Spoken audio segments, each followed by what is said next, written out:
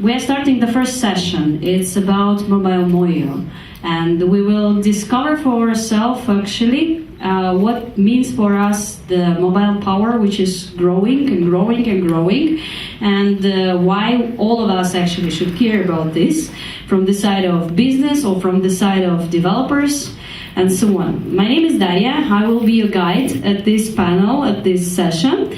And we have really great people here. I'm actually really proud to invite here the first speaker, who is going to talk about really great changes which are happening in the world, and that the World Wide Web actually is dying, and things which we consider not so kind of like usual for us are coming really usual. I mean, mobile usage and mobile behavior day by day. His name is Teare. He's really great guy because I see amazing passion in his eyes when he's talking about mobile, because it's something what he knows, it's something what he do day by day, because he was a co-founder of TechCrunch, and he's a founder of a really cool startup. He will tell about this startup today, Just Be. And yeah, I would say I think he will say much more about himself right now, but let's welcome him. Kate, please. Come on the stage. Take your time. Thank you. So,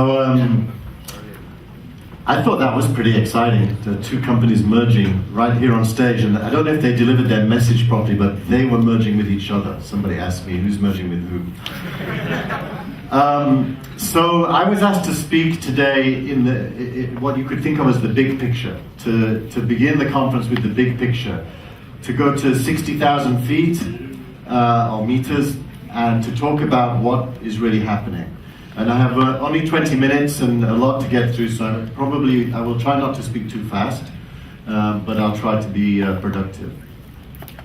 This is a collection of my writings for TechCrunch. It's a joke. There's a song, an American song, that goes, it's the end of the world as we know it, and I feel fine. And it's the end of the web as we know it, and I feel fine. This is really my theme, that the end of something is the birth of something. And of course, things don't end in an absolute sense, but time moves on and new things happen and coexist with the old for some time. It's a well-known Russian philosopher called Vladimir Ilyich Lenin, who taught me all about dialectics. And dialectics is when the past and the future are coexisting in the moment, and there's a fight. What will happen? The future will be born, or the past will survive. So this is what the talk is about. I want to start by saying that our era, the era we are moving into, is a new era, and it's defined by mobile. And everybody knows that, and it's almost boring to say that, except I don't think anyone really understands just how big a change this is. This is PC shipments versus smartphones and tablets, and where the arrow is today, and this is the projections where it will go. We all know that we spend less and less time sitting at a screen that is here, and we spend more and more time with a screen that is here. And time is money. The more time we spend on this screen and not on this screen, just think about it. Every Google ad is on this screen. We're looking at this screen. It's a big deal. It's a big deal. Every Yandex ad is on this screen. We're looking at this screen. It's a very big deal. It means a profound change. This is the measure of the time people are spending on apps on mobile compared to the web. Time on apps is now way bigger than time on the web. And this trend is accelerating. It's not shrinking. Many people believe with Android and HTML5 that the web will make a comeback. No, I disagree. The web will not make a comeback. The web is declining measured by the time we spend with it. Applications which are built for a browser, to be looked at on a browser, cloud apps looking on a browser like Google Drive or Gmail in America, or Yandex or Facebook even, this is the past. apps are the present and probably the future on all platforms. And the trends tell us that this is true. So is this evolution? Is the past going to, morph into the future and retain its power? Or is it revolution? I think it's revolution, not evolution. Why? Because the past, in this case, will die through not being used. Not die absolutely, we still have radio, we still have TV, but iPads and tablets and mobile is making them less and less central to our lives, and the new things are more and more central to our lives. There are 4 things which are impacted by this revolution that I want to talk about. I want to talk about hardware, software, and advertising, because those are the big things. Our entire industry exists because of these things. Every ruble that is earned by anybody, every dollar that is earned by everybody in our industry is earned largely by these 3 things. And if these 3 things are changing, then all of the assumptions that you make about the future are also going to change. So we begin with hardware. This is the easy one. What's happening to these companies?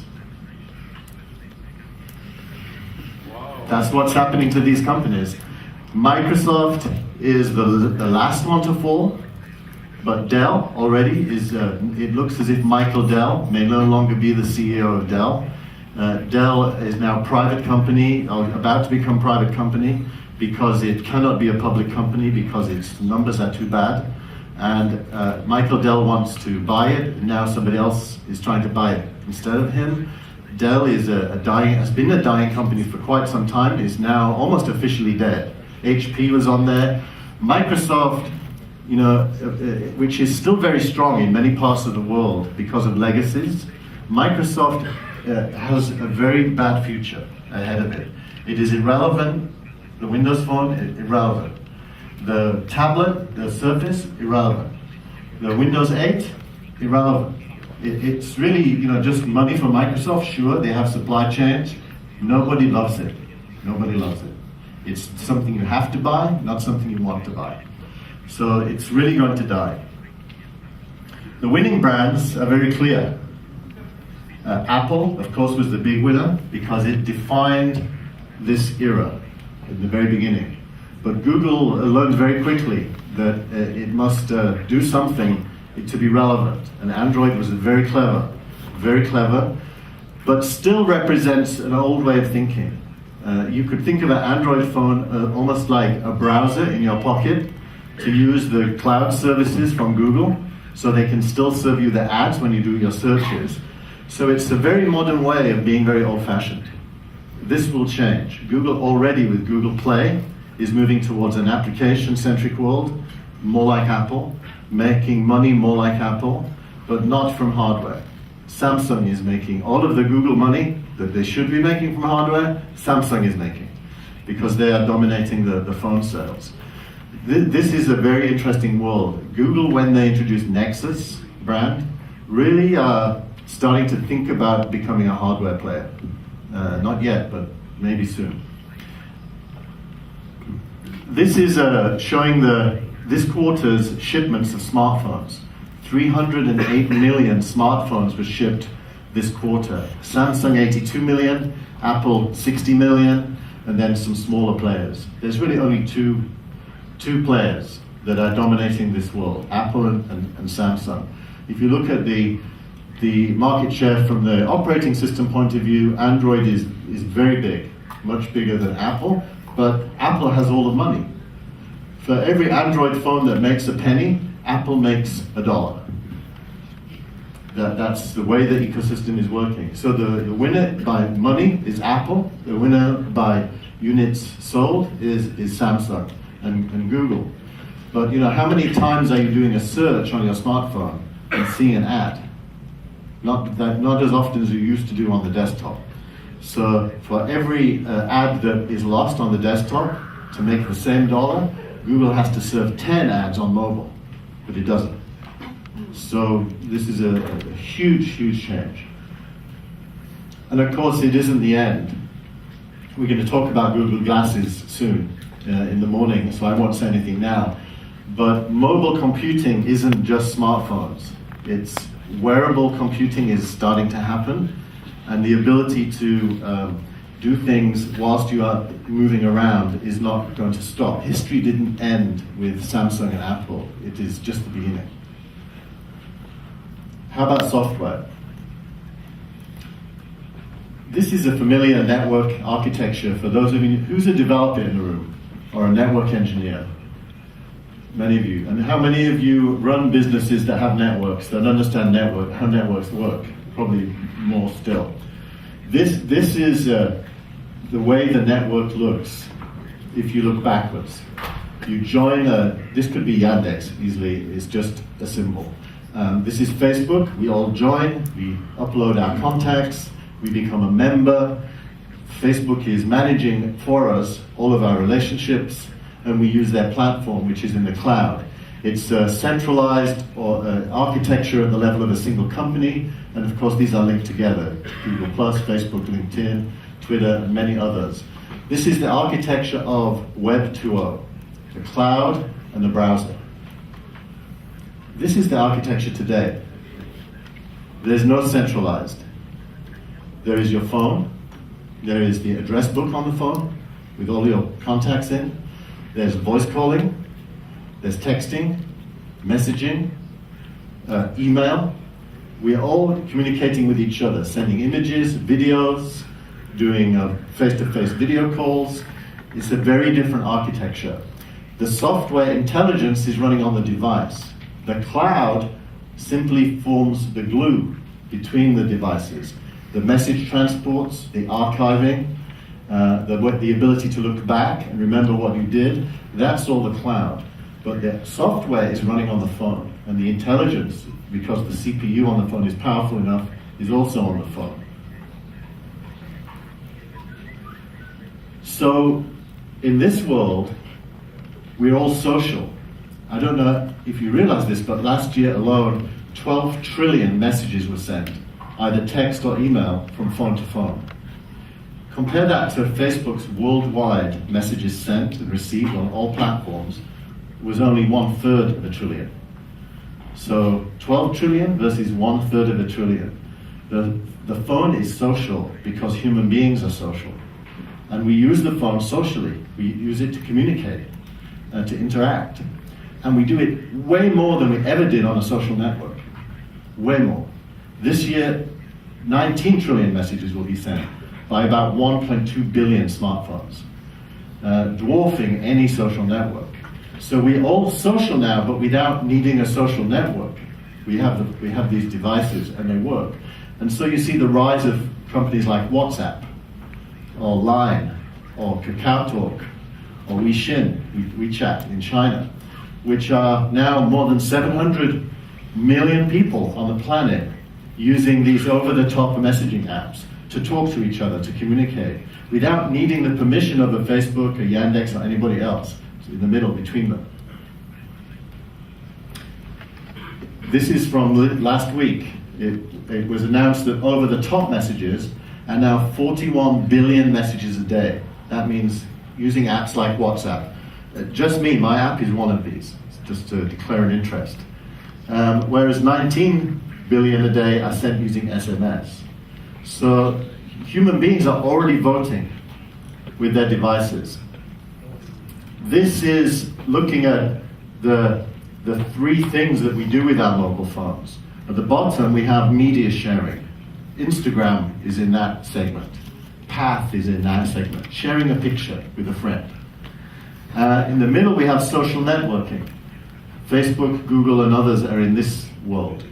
About 700 million now, this is an old number. And at the top we have messaging, using email, SMS, Messenger, type apps, WhatsApp. 4 billion if you include feature phones. It's about 1.2 billion if you just include smartphones.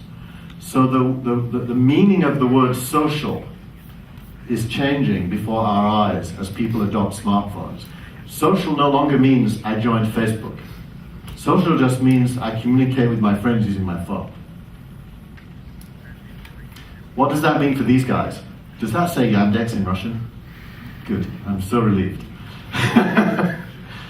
It means probably this is going to happen. Probably. I apologize if anyone from Yandex is in the room, but you have to know the challenge in order to be able to confront it. Because this is not inevitable. It depends what they do. It's not inevitable. If you think about it, Mark Zuckerberg is already trying to survive. You know, in the dialectics of the past and the future, he's trying to make the past survive. He launched Facebook Home only, I'm going to guess, 4 weeks ago. Yesterday it was announced that AT&T is discontinuing selling the phones. Previously they took the price from $99 to 99 cents because nobody wanted one.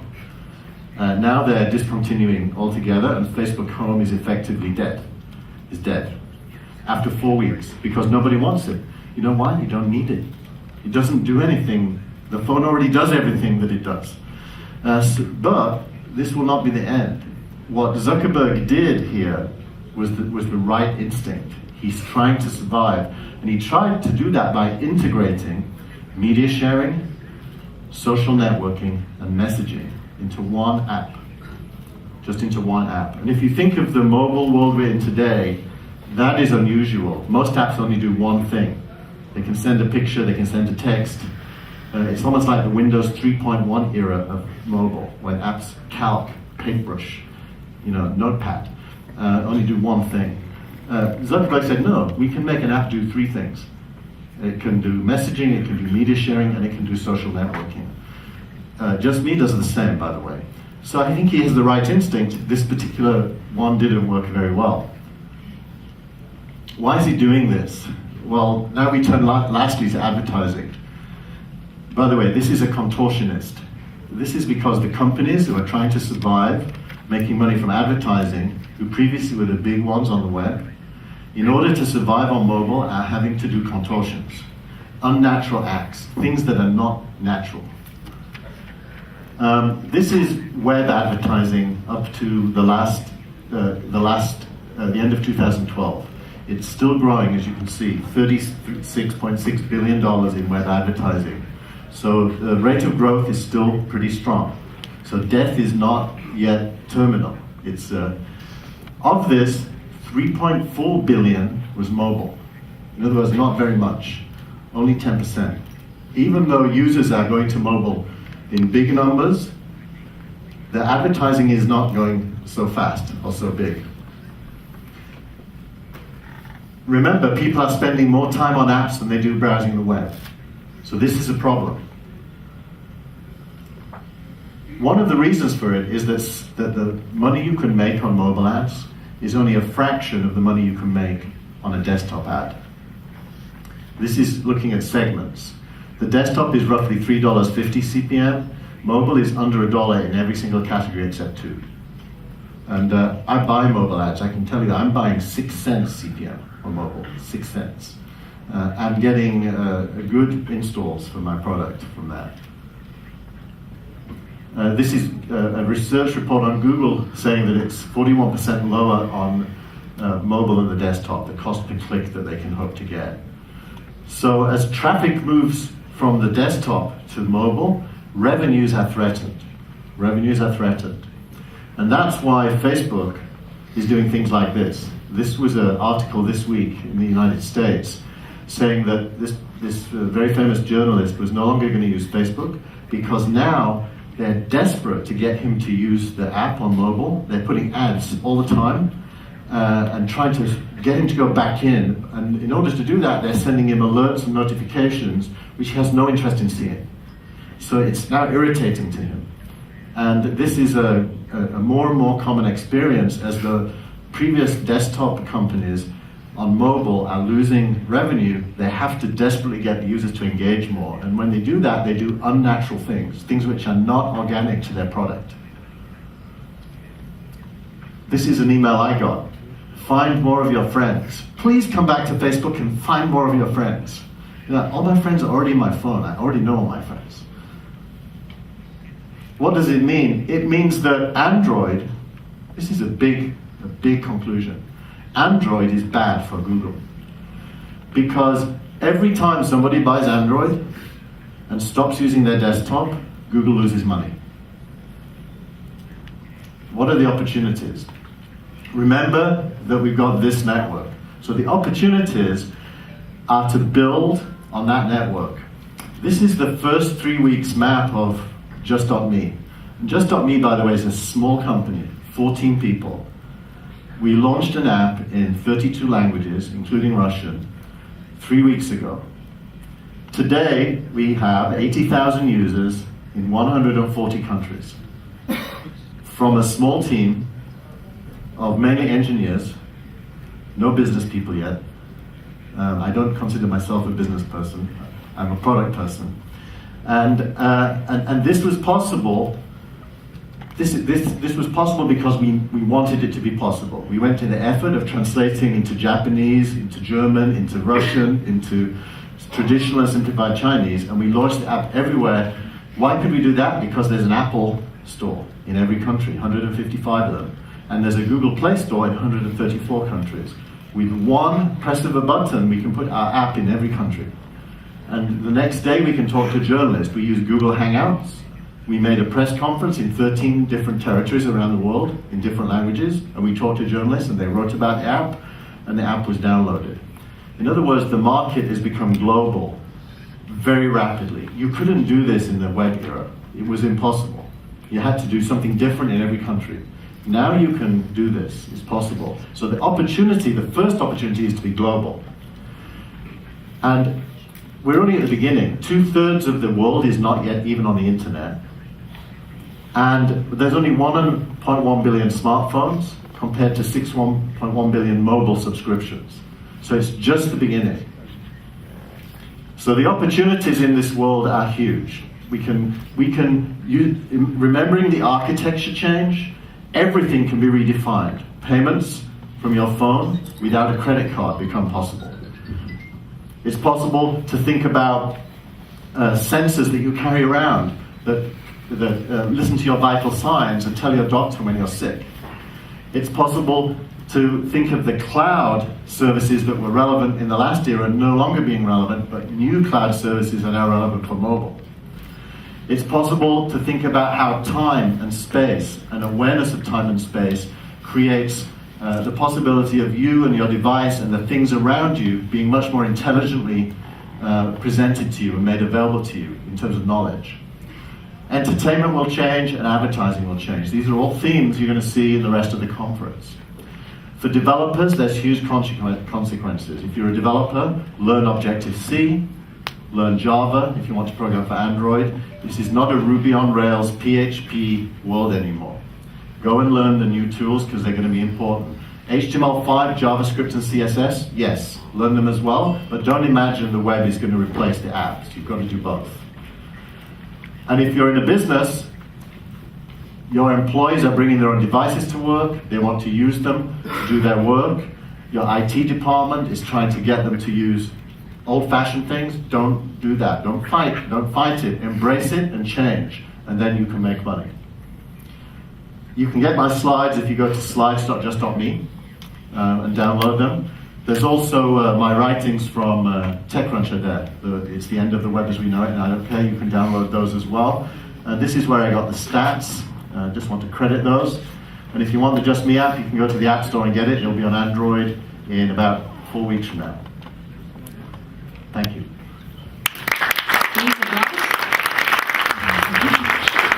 Don't leave us. I think after your presentation, audience will have much more questions than answers, from my point of view. Don't you think so?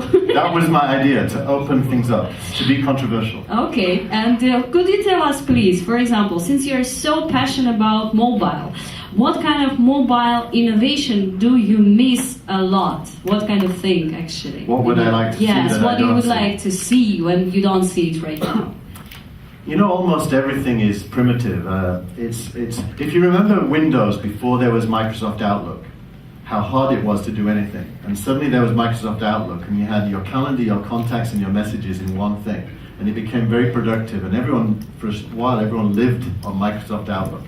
There's nothing like that with mobile yet. You have your calendar, you have your email, you have your SMS. It's all disaggregated. And if you're using apps, you know, some of your photographs are in this service, some of your videos are in this service, everything is atomized. That is going to change. It's going to become possible with a device for your life to be reflected through your use of the device, and you'll be able to look at your life 10 years from now and look at what you did, and everything will be in the cloud from the device, if you want it to be. That is a Star Trek-like world. You know, if any of you watch the science fiction Star Trek, Captain's Log, Stardate 2527, and everything is recorded if you want it, and everything is recallable if you want it. That is yet to happen. That's what I hope for. Okay, thank you very much for your time. You can give that to the guys, and we can continue. Applause, please. Yeah, I think it was very interesting start, and we have great expectations for next things which will happen.